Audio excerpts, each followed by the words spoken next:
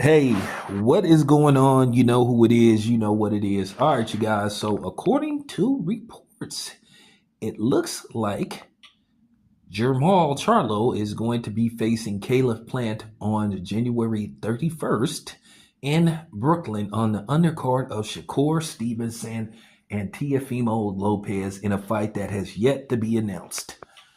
But you've been hearing that it's going to get finalized and you could get an announcement very, very soon. Hopefully, we get an announcement very, very soon. But nevertheless, I think it's going to be an interesting fight. You know, Caleb Plant versus Jamal Charlo.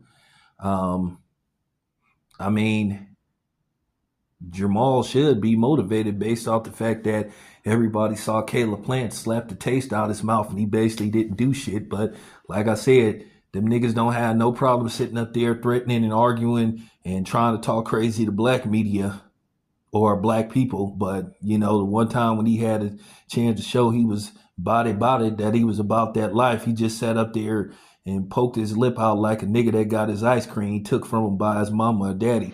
So, you know, it is what it is. Who am I picking to win this fight? Well, I don't care, to be honest with you. But, you know, Caleb Plant is cool. Caleb Plant is always giving me interviews. You know, Caleb Plant gave me my very first interview when I started covering boxing. So I'm talking about Caleb Plant was my very first interview. So, you know, with that being said, you know, shout out to Caleb Plant.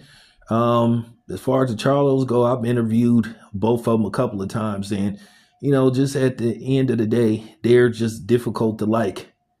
That's just the bottom line, based off the fact how they conduct themselves. Like I said, niggas that have selective smoke, they shouldn't be respected.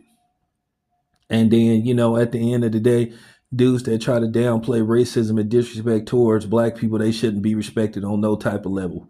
And that's real talk.